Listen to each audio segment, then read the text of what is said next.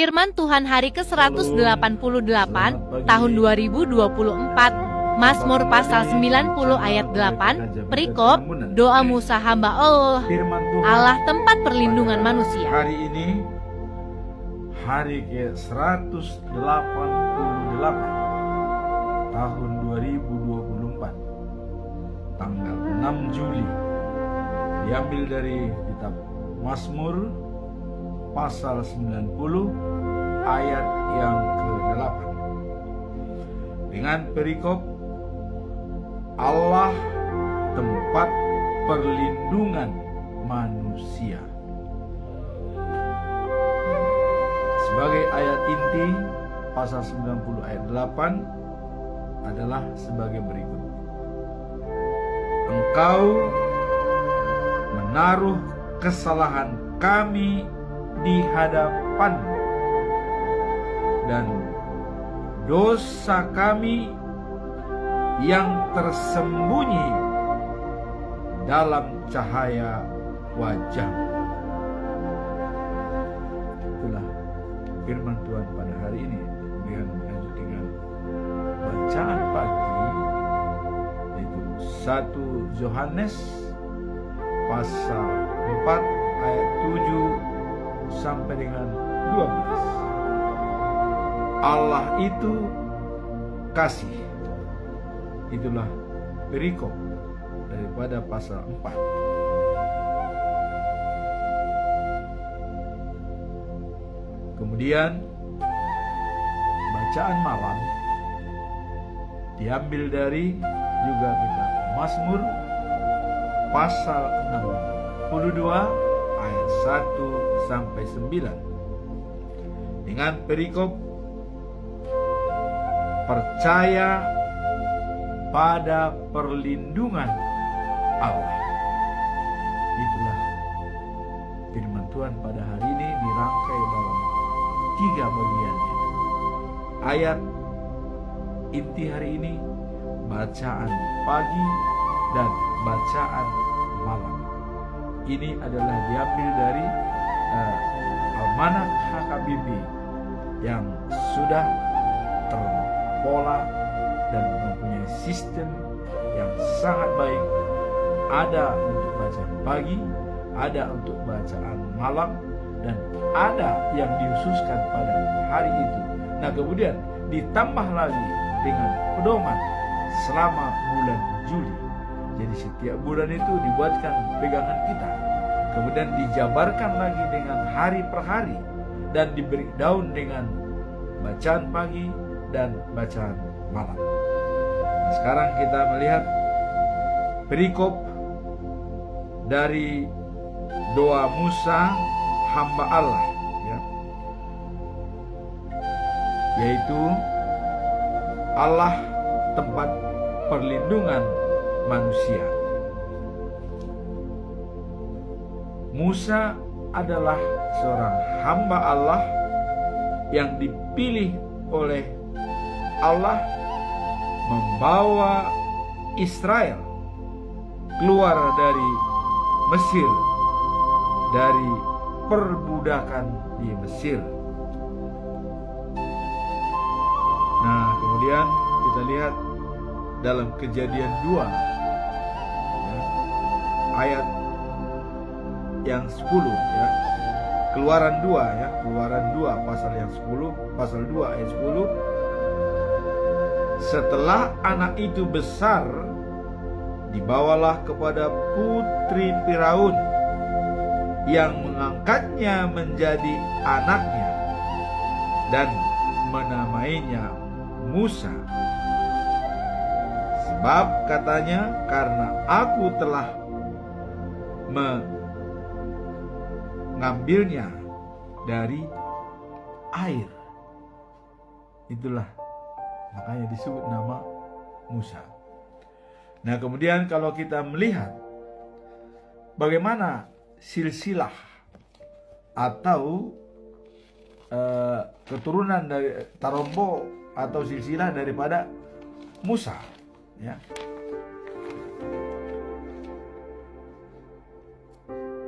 Silsilah Musa adalah dia merupakan keturunan Lewi, ya, anaknya Yakob, ya. Kemudian Lewi anaknya Yakob dari istrinya Lea, yang paling kakak daripada Rahel, ya. Nah, Lewi punya anak 3, yaitu 1 Gerson, 2 Kohat, 3 Merari. Nah, kemudian Kohat punya anak 4 orang, yaitu Amran, kedua Isar, 3 Hebron, 4 Uziel. Nah, kemudian Amran punya anak 3, yaitu Aaron atau Harun, 2 Musa, 3 adiknya perempuan Miriam.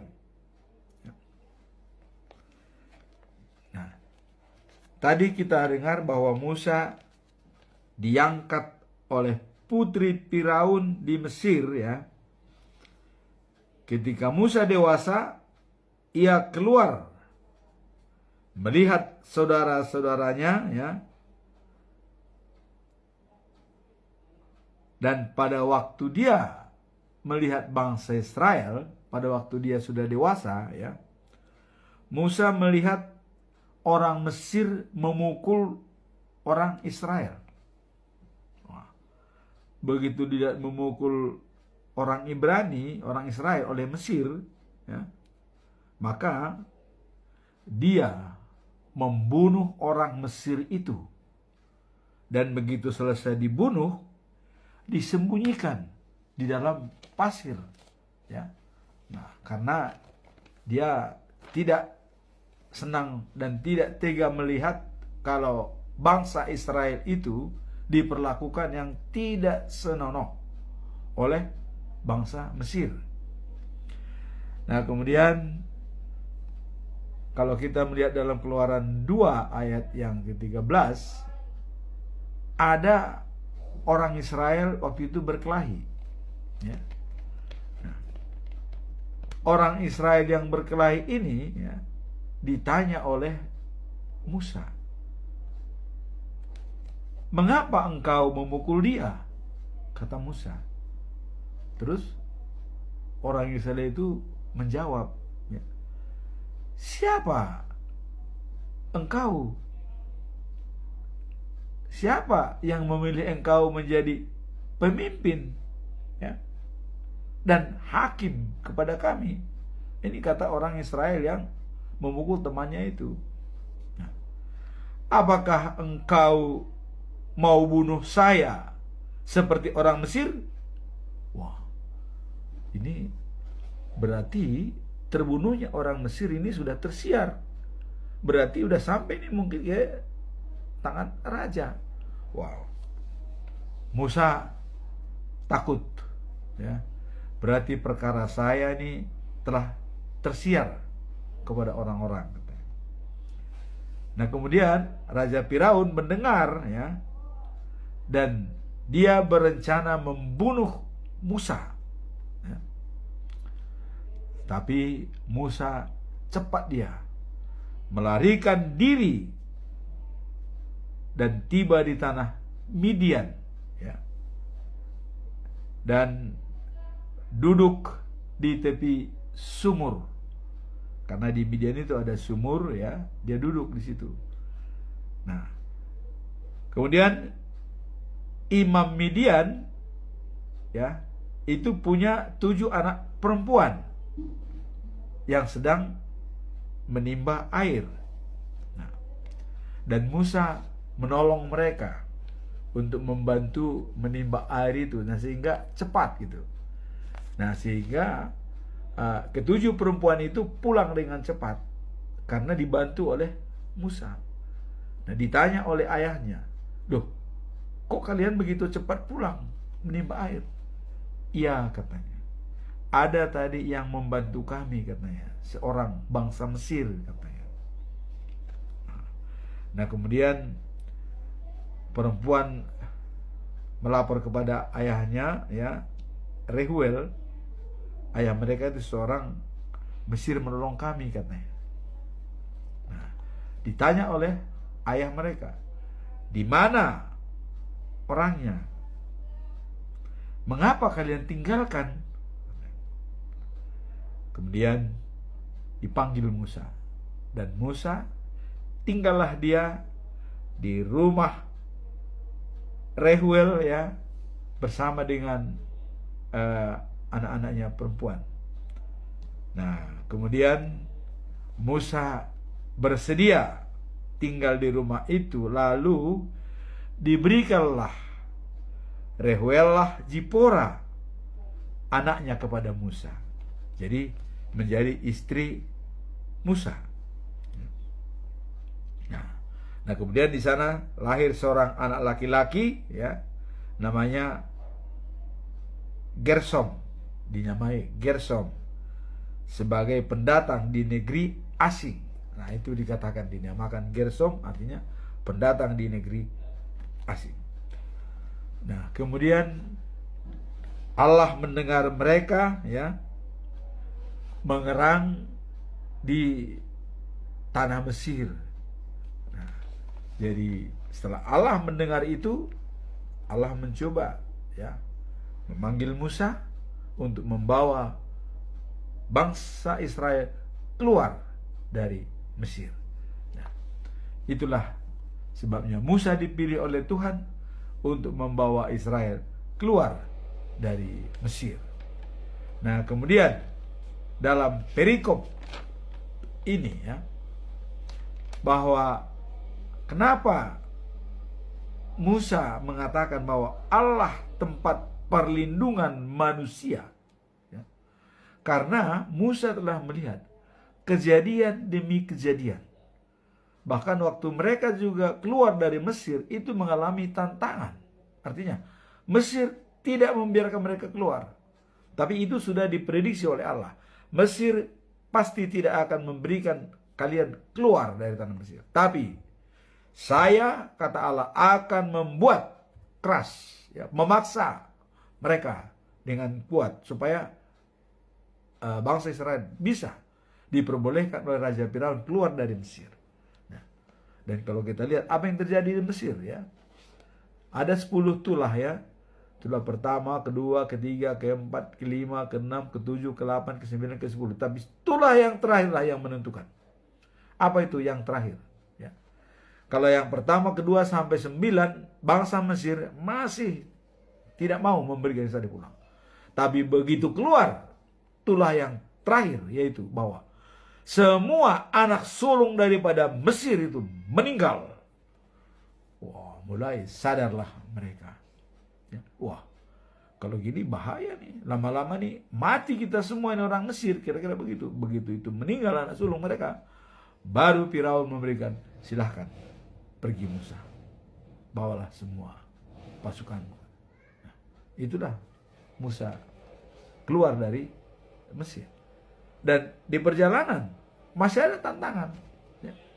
Begitu sampai mereka di Laut Merah, ya, apa yang terjadi? Ya, mereka dikejar oleh Firaun, ya, udah dikejar. Nah, mereka nggak bisa menyeberang, berarti harus kena tangkap oleh Raja Firaun. Tapi Tuhan Allah berfirman, Musa, ambil tongkatmu, bentangkan di laut itu, sehingga laut terbelah. Begitu terbelah laut, mereka semua berangkat. Keluar bangsa Israel semua menyeberang ke sebelah, ya. Begitu bangsa Israel menyeberang, Musa juga sudah ikut menyeberang, dan tongkatnya tetap dipegang bahwa air itu masih terbelah. Pada saat itulah datanglah Raja Firaun bersama dengan pasukannya masuk ke dalam laut, menganggap mereka bisa ikut menyeberang. Begitu mereka semua sampai di tengah laut, belum sampai ke seberang, Musa menarik tongkatnya. Begitu tongkatnya ditarik, maka Firaun dan pasukannya mati terbunuh, semua kereta-keretanya di dalam laut. Itulah, maka Musa mengatakan, ya, Allah tempat perlindungan manusia. Nah, dari pernyataan ini bisa kita simpulkan, begitu banyak Musa mengalami kejadian-kejadian, ya, yang mencoba dia dan yang mencoba membuat dia menjadi berpengalaman yang baik dengan Tuhan Allah. Ya. Waktu dia pergi ke Gunung Sinai juga, ya, 40 hari 40 malam, ya, dan bangsa Israel mengatakan, wah, kita tidak tahu kemana itu Musa, tidak jelas. Udahlah, katanya, datanglah bangsa Israel yang keras kepala ini, ya, datang, Harun, bikin buat kami lembu, ya, karena Musa tidak tahu kemana dia, kita udah ditinggalkan sama dia, karena udah 40 hari. Datanglah Harun, dikumpulkanlah semua emas, ya, daripada perempuan-perempuan, istri-istri daripada Israel, emas, gelang, anting, semua dikumpulin, dituang, dicetak, dibikin semacam lembu. Itulah disembah oleh mereka. Nah, jadi mereka sudah menyembah lembu, menari-nari segala macam. Wah, Allah mendengar. Musa, kamu turun, karena bangsa itu sudah melupakan aku. Hancurkan mereka semua dan matikan. Ya, saya sangat murka, kata Allah. Tapi Musa tuh berpikir, ya Allah, kalau kita hancurkan mereka semua, apa kata orang Mesir? Dibawa bangsa Israel, ya, ke gunung untuk dibunuh, katanya. Akhirnya Tuhan merubah. Oke, kalau begitu saya robah, ya, keputusan saya yang pertama. Sekarang begini, kumpulkan mereka, yang menyembah aku pisah, yang menyembah lembu pisah. Apakah mereka bersaudara, suami istri, anak saudara, atau apapun, baik itu suaminya berpisah dengan istrinya karena menyembah berhala dan menyembah aku, bunuh. Jadi yang menyembah berhala itu bunuh semua. Jadi terjadi dari sana perang saudara, bunuh-membunuh, ya, antara suami istri juga, antara anak juga, antara bapak, antara paman. Pokoknya tidak boleh lagi musuh. Pokoknya yang menyembah berhala dibunuh, yang menyembah Tuhan hidup. Akhirnya keluarlah di situ yang meninggal 3.000 orang. Coba, begitu banyak, 3.000 orang meninggal. Nah, terus ada lagi pengalaman Musa, ya, yang sangat memang berharga dalam kehidupannya, di dalam membawa bangsa Israel keluar dari Mesir. Pengalaman dia itu bersama dengan ya, keponakannya lah, ya, karena anak Eliezer itu juga termasuk anaknya Harun, termasuk anaknya Musa, karena Harun adalah abangnya Musa. Nah, jadi pada waktu mereka sudah memilih imam, imam itu adalah anaknya Harun, yaitu Abihu, Nadab, ya. Kemudian ada dua lagi, Eliezer dan Itamar. Pada waktu mereka sudah memilih imam, berarti keduanya ini sudah melayani, sudah pakai baju efod, ya, anaknya Harun ini, yaitu Abinadab dan Abihu, sudah. Cuman ada kesalahan sedikit. Kesalahannya apa? Karena Abihu dan Nadab ini sudah merasa besar, ya, karena pengaruhnya juga kepada bangsa Israel sudah baik, ya, maklum. Anak itu bisa susah menggantikan ayah, akhirnya sudah bagus. Akhirnya mereka mencoba membuat perapian baru. Udah, kita buatlah perapian buat kita, katanya 2, ya. tidak mengikuti perapian yang sudah ada ditempatkan di sana di Mesbah oleh Musa. Ya, dibuat perapian baru. Tapi memang Musa tidak melarang kan waktu itu, dan dibuat perapian baru. Nah, hanya mereka ya melihat saja apa jadinya. Ya, karena itu juga kan menyembah Allah. Tapi biarlah Allah yang menyelesaikannya, kira-kira begitu. Nah, dibuat perapian baru oleh dua orang itu, Abinadab ya dan Abihu. Setelah ada perapian, mencoba membakar dupa ya. Begitu dia membuat api, datanglah api dari atas, dari Tuhan Allah. Wow. Membakar kedua orangnya, mati dua-duanya. Coba. Musa sangat, apa kata Musa? Harun, jangan tangisi. Kalau kau menangisi, kau juga nanti bisa mati. Katanya. Itulah. Kalau ada orang yang tidak menghormati Allah, katanya. Sudah, kubur dia. Disuruhlah dikubur sama anak yang dua, Eliezer sama Itamar. Kubur dengan baik. Jangan tangisi. Itu pengalaman Musa. Kemudian setelah itu ada lagi pengalaman Musa yang paling hebat. Ini pemberontak. Ya. Nah, jadi di Israel itu ada pasukannya Kohar ya, dan datang memberontak kepada Musa. Mereka ada tua-tua 250 orang ya, disponsori oleh Kohar. Itu kalau nggak salah keturunan Ruben ya, kalau nggak salah. Wah, ini pemimpin kita nih nggak benar nih Musa ini, katanya. Mereka mau berontak. Apa sih? Apa bedanya? Coba kita pimpin, yang Bilal ini pemimpin nih, jangan Musa lagi, katanya. Jadi si Kohar ini benar-benar dia ya, mencoba melawan Musa pada waktu itu. Jadi ada 3 orang, yaitu Korah, ya, Datan, dan Abiram. Mereka tuh memberontak ya, kepada Musa. Mereka bersama-sama menghadap Musa. Ya. Nah, kalau kita lihat itu dalam Bilangan pasal 16 ya. Kita lihat pasal 16.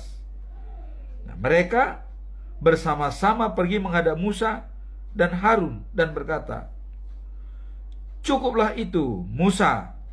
Seluruh umat Israel ya dikhususkan untuk Tuhan, dan Tuhan ada di tengah-tengah kita sekalian. Tetapi mengapa engkau menganggap dirimu lebih tinggi dari umat Tuhan?" Nah, inilah pemberontakannya itu. Mengapa engkau menganggap lebih tinggi dari umat Tuhan, dari kami semua? Seolah kau ini sok tahu, kira-kira begitu ya. Nah, Musa mendengar, dia sujud dan berdoa kepada Tuhan. Lalu ia berkata kepada Korah dan pengikutnya, "Besok pagi Tuhan akan menunjukkan kepada kita siapa kepunyaannya dan siapa yang dikhususkan baginya." Jadi Musa mengatakan, udah, kita lihat besok pagi. Nah, kemudian ya, pada saat keesokan harinya ya, Musa menyuruh memanggil Datam dan Abiram, tapi mereka berkata, "Kami tak mau datang. Belum cukupkah engkau membawa kami keluar dari tanah Mesir yang subur itu untuk membunuh kami di padang gurun ini?"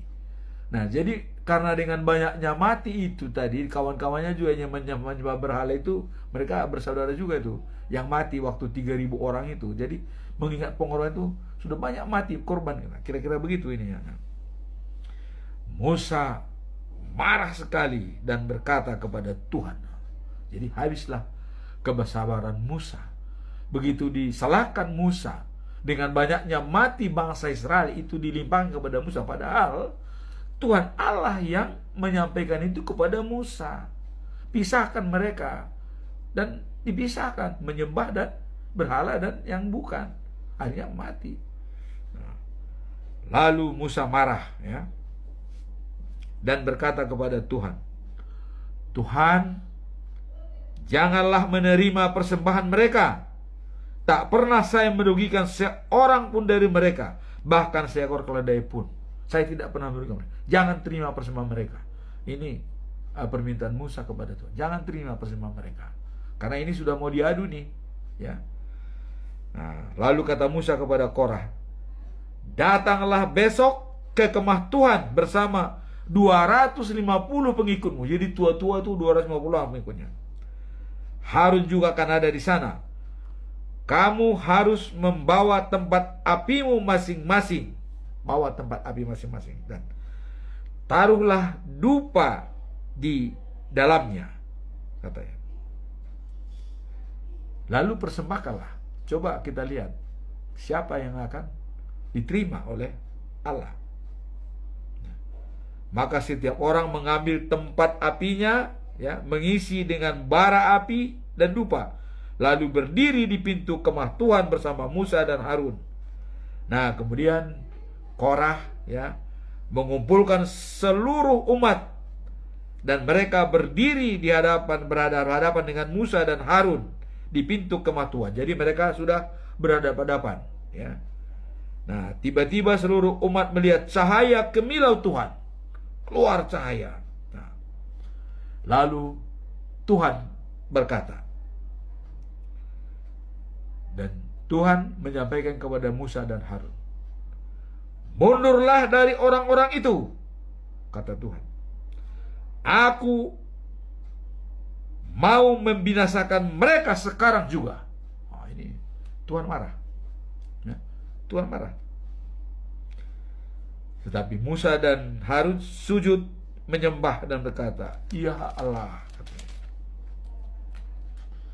Engkaulah yang memberi kehidupan kepada segala yang hidup. Kalau hanya seorang saja yang berdosa, apakah Engkau marah kepada seluruh umat? Nah, ini Musa sujud dan Harunnya. Kalau hanya seorang berdosa, artinya Datam dan Korah dan Abiram dan Datan yang berdosa, apakah semua harus korban?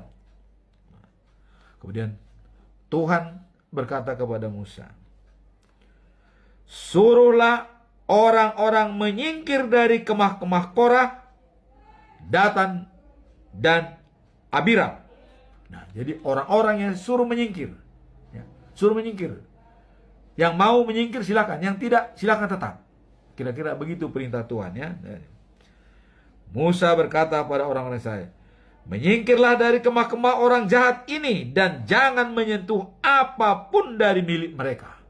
Ini perintah Musa kepada umatnya, menyingkir dari mereka, ya. Jangan menyentuh apapun, ya, dari milik mereka. Kalau kamu tidak menurut, kamu akan dibinasakan bersama mereka karena dosa-dosa mereka. Nah, lalu orang Israel itu semua menyingkir, sehingga terbelahlah. Kumpulan itu terbagi dua, ya.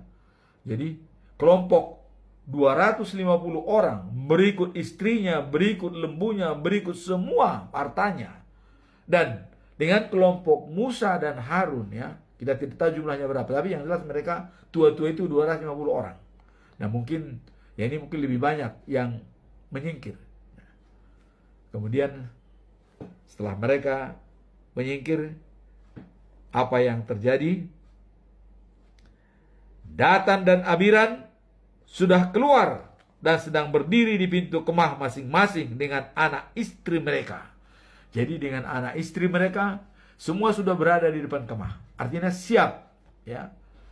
Nah, dan tadi Musa sudah menyarankan supaya menyingkir dari mereka. Lalu Musa berkata, dengan ini kamu akan tahu bahwa Tuhan telah mengutus saya untuk melakukan semua ini, dan bahwa itu bukan kemauan saya sendiri. Jadi Musa mengatakan, Tuhan mengutus saya. Semua ini bukan kemauan saya. Dengan dipisahnya mereka, ya, bukan kemauan saya. Tapi ini adalah memang kalian yang mau berenang. Kemudian dia bilang, kalau orang itu mati dengan cara biasa, tanpa hukuman apa-apa dari Allah, itu tandanya Tuhan tidak mengutus saya. Tetapi kalau Tuhan melakukan sesuatu yang belum pernah kamu dengar selama ini, dan kalau tanah terbelah untuk menelan mereka beserta segala milik mereka, sehingga mereka masuk hidup-hidup dalam dunia orang mati, itulah kamu bahwa orang-orang itu melawan Tuhan. Nah, jadi setelah Musa berbicara seperti itu, selesai berbicara, tanah di bawah kaki mereka terbelah. Di bawah kaki mereka terbelah. Terbelah ya. Nah, kemudian bumi ya menyelan mereka semua. Jadi mereka mati ditelan oleh bumi. Mati semua. 250 orang, berikut istrinya, berikut lembunya, semua barang-barangnya ditelan oleh bumi. Ya. Nah, jadi dengan pengalaman inilah ya, Musa dengan perikop hari ini sangat-sangat bersandar kepada Tuhan Allah. Karena dia selalu dilindungi dari segala macam-macam pergumulan. Ya. Nah, jadi akhirnya Korah, Datan dan Abiram, berikut 250 pengikutnya itu mati ditelan oleh bumi, bangsa bumi yang terbelah. Jadi manusia ditelan oleh bumi, mati semua. Ya, 250 itu ribuan orang yang mati itu. Berikut lembunya, pokoknya semua barang-barangnya. Ya kita bayangkan aja, dua kelompok manusia, sebelah selamat, sebelah ditelan bumi. Nah, itulah. Nah, maka perikop hari ini dikatakan bahwa Musa berdoa, ya. Allah tempat perlindungan manusia. Apa doa Musa yang paling menonjol dalam perikop ini? Ya, kalau kita lihat dalam ayat 1 sampai dengan ayat yang ke-7, ya, Musa mengatakan, "Ya Allah, Engkaulah tempat kami berlindung turun-temurun," katanya. Jadi bukan hanya sesaat, turun-temurun. Karena tadi sudah ditentukan bahwa Allah itu, Allah sendiri yang menentukan siapa Allah itu, kata Musa. Allah mengatakan, "Aku adalah aku," katanya. Dan sebutanku, jadi kalian akan menyebut Allahnya Abraham, Allahnya Ishak, dan Allahnya Yakub. Selalu sebutan ini, tiga ini. Jadi turun-temurun. Ya. Jadi Musa juga mengatakan tadi, "Ya Allah, Engkaulah tempat kami berlindung turun-temurun," katanya. Ya. Jadi sudah jelas, turun-temurun. Sebelum gunung-gunung diciptakan, ya, sebelum bumi dan dunia kau bentuk, Engkau telah yang ada kekal, ya, dan masa lampau, awal, dan juga akhir. Jadi Engkau adalah Alfa dan Omega. Maka dengan demikian pernyataan Musa, karena Tuhan Allah itu adalah Alfa dan Omega, maka dia mengatakan Allah tempat perlindungan manusia. Nah, kemudian di sini dikatakan, Engkau menaruh kesalahan kami di hadapan-Mu, dosa kami yang tersembunyi terlihat oleh-Mu. Jadi pernyataan daripada Musa ini, tidak ada yang tersembunyi bagi Tuhan. Semua itu akan terlihat, ya, semua. Nah, jadi kalau demikian semua kelihatan, nah, maka Musa mengatakan, karena murka Allah, umur manusia tidak lagi sampai misalnya sampai 900 tahun, ya. Karena tidak bisa lagi hidup selamanya. Kalau dulu memang dijanjikan Allah untuk hidup selamanya. Tapi dengan dosa Adam, ya, dia melanggar perintah Allah, maka manusia tidak boleh lagi hidup selamanya. Ya. Bahkan umur manusia itu dari Adam, ya, sampai generasi 10 Nuh itu masih bisa 900 tahun, 900. Tapi dari Nuh ke Abraham, itu Abraham generasi 20, ya, umur manusia itu sudah ratusan tahun. Ya. Nah, bahkan terakhir dikatakan oleh Allah, manusia tidak boleh lagi berumur lebih dari 120 tahun. Nah, kalau dalam perikop ini, kalau kita lihat dalam ayat 10, masa hidup kami hanya 70 tahun. Nah, ini pernyataan Musa ini ya. Hidup kami pendek, ya, karena kemarahanmu. Nah, jadi karena dosa-dosa manusia itu, umur manusia sudah pendek, tidak boleh panjang lagi, tidak boleh hidup selamanya. Maka Musa mengatakan masa hidup kami hanya 70 tahun. Kalau kami kuat 80 tahun, tetapi hanya kesukaran, ya, sudah sukar dan penderitaan yang kami dapat, katanya. Dan sesudah hidup yang singkat, kami pun lenyap, kata Musa. Nah, jadi dengan adanya doa daripada Musa di sini, bahwa Allah tempat perlindungan manusia secara turun-temurun, ya, dengan umur pendek ini, bahwa Tuhan tahu, ya, semua apa yang kita berbuat, ya. Engkau menaruh kesalahan kami di hadapanmu. Jadi kesalahan-kesalahan yang kita buat akan terlihat jelas. Bahkan yang tersembunyi pun, ya, itu bisa dilihat Tuhan. Semua akan terbuka. Maka Musa mengatakan itu, bahwa Tuhanlah perlindungan. Artinya setia dan taatlah kepada Tuhan. Inilah inti daripada perikop ini, bahwa Tuhan perlindunganku dan Tuhan gembalaku. Dan dia adalah sebagai pelindung daripada semua umat manusia. Nah, kemudian setelah kita melihat dari doa Musa, kita melihat bacaan pagi, yaitu 1 Yohanes pasal yang keempat ayat 7 sampai 12. Nah, di sini ditekankan bahwa Allah itu adalah kasih. Nah, Yohanes mengingatkan kita, ya. Dia bilang, marilah kita mengasihi satu sama lain. Sebab, ya, kasih berasal dari Allah. Jadi, kasih itu berasal dari Allah. Kalau kita lihat dalam Yohanes 3, ya, ayat 16, begitu besar kasih setia Allah kepada umat manusia di dunia ini, sehingga dia mengutus anaknya yang tunggal, Tuhan kita, ya, supaya semua beroleh hidup yang kekal. Manusia lepas dari dosa-dosanya. Jadi kasih itu, kata Yohanes, dikatakan bahwa bukan kita yang sudah mengasihi Allah, tetapi Allah yang mengasihi kita.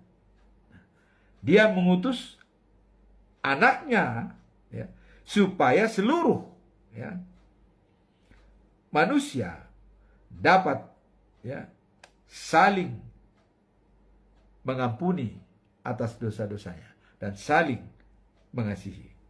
Nah, kemudian pesan khusus dari Yohanes, ya, kalau Allah telah menasihati kita, Allah telah mengasihi kita, ya, maka dia bilang wajib hukumnya kita juga mengasihi. Nah, tidak ada seorang pun yang pernah melihat Allah. Nggak ada yang pernah melihat Allah. Siapa yang pernah melihat Allah? Tetapi kalau kita saling mengasihi, Allah bersatu dengan kita. Dan kasihnya menjadi sempurna dalam diri kita. Nah, inilah bahwa Allah itu kasih. Kasihnya itu menjadi sempurna. Ya. Nah, bagaimana kasih itu supaya sempurna? Kita baca dalam surat Rasul Paulus ke jemaat Rom pasal yang 12 ayat 2. Janganlah ikuti norma-norma dunia ini. Biarkan Allah membuat pribadimu menjadi baru, ya. Jadi Paulus, habis gelap terbitlah terang.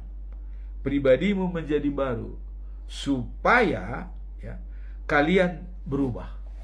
Nah, jadi dengan adanya perubahan, ya, untuk menjadi baru, biarlah Allah yang membuat pribadi kita supaya berubah. Nah, kemudian dengan demikian,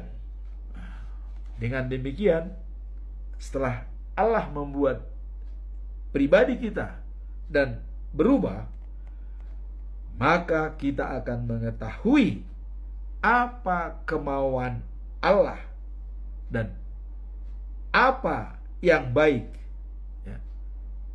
Jadi kalau sudah Allah merubah hidup kita, kita akan mengetahui apa yang baik untuk Allah. Kemudian, ya, kita bisa menyenangkan hati Allah dan sempurna. Itulah yang dikatakan tadi, bahwa kasih Allah itu adalah sempurna. Maka wajib hukumnya kita juga harus saling mengasihi. Nah, kemudian kita lanjut dalam bacaan malam, yaitu Mazmur 62 1-9. Nah, ini Daud, ya, percaya pada perlindungan Allah. Jadi menguatkan tadi yang disampaikan oleh Musa, ya.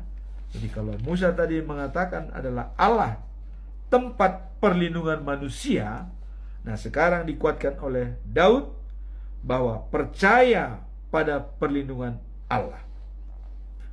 Apa pesan daripada Daud, ya? Nah, dikatakan bahwa jangan mengharapkan hasil pemerasan, jangan mengandalkan barang rampasan. Nah, ini pesan daripada Daud. Kalau, ya, perlindungan kita adalah Allah. Dan ada himbauan Daud, ya,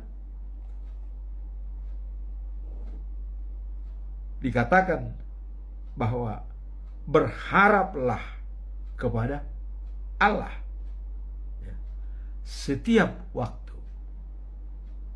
dan curahkanlah isi hatimu kepadanya, sebab dialah tempat kita berlindung. Jadi setiap waktu kita curahkan hati kita kepadanya, karena dia tempat kita berlindung. Dan berpesan, jangan mengharapkan hasil pemerasan, jangan mengharapkan barang-barang rampasan. Bahkan dikatakan, ya, bila kekayaanmu bertambah, jangan hatimu melekat padanya, ya, dan membuat jarak dengan Tuhan. Jadi kalau harta kita bertambah, jangan hati kita tertuju kepadanya dan membuat jarak kepada Tuhan. Ini kata Daud. Karena, ya, kita harus percaya pada perlindungan Allah.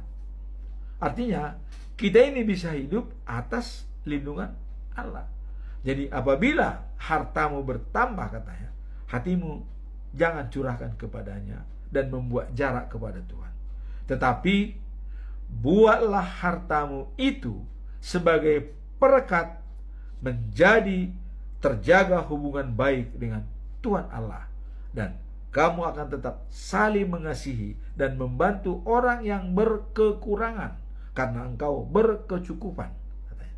Nah, inilah firman Tuhan pada pagi hari ini. Jadi yang pertama tadi adalah doa daripada Musa, ya. Allah tempat perlindungan manusia.